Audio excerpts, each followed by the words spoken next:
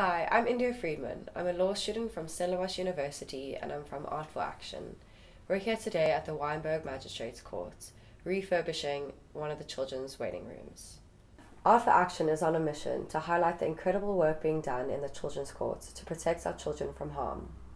We also hope to try and make the experience at court a little bit easier by refurbishing the children's courtroom.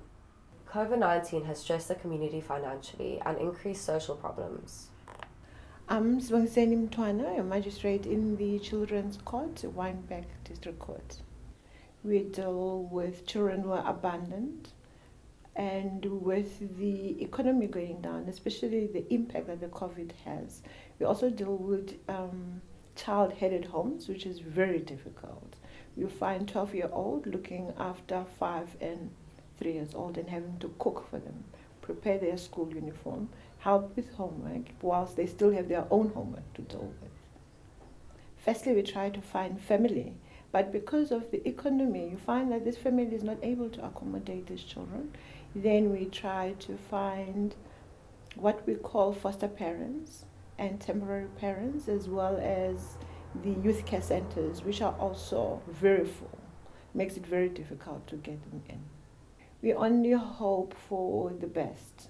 And we only hope that the social workers will do their job in terms of monitoring to see the progress of these children. However, also because of the state of our economy, you find that the foster parents themselves are not coping financially, even though they're getting a grant, and that these children often come back. Some are violated sexually, some are neglected, more abused than where they actually come from, and the process starts all over again, where we have to find them families, and we always hope for the best for them. And these children are so often they're so innocent, and some of them they're not even aware of what's happening around them. They just want love and hope that the family you're sending them to will love them as much.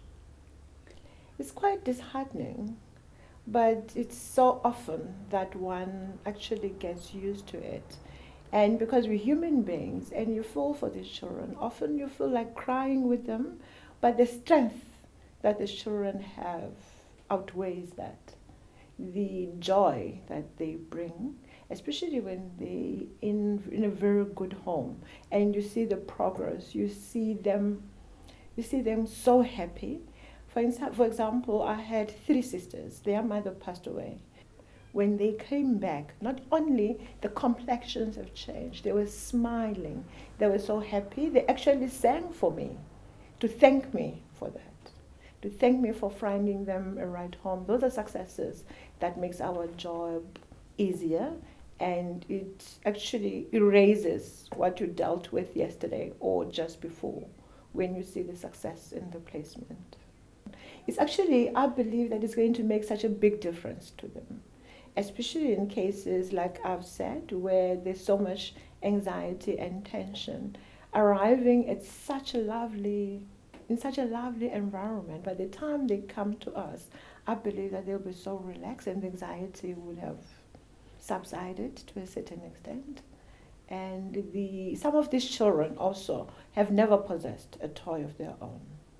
And having such a room packed with toys, I think it will bring so much joy to most of these children. In fact, when we give them a toy, even though these toys are not new, their face lights up. And to know that when they ask, can I have it, can I take it home, their face lights up, and it gives me so much joy. Even though I'm not giving them the world, but the smile, the hope. Please join us in making the lives of these children just a little bit happier by donating any toys or books that you may have.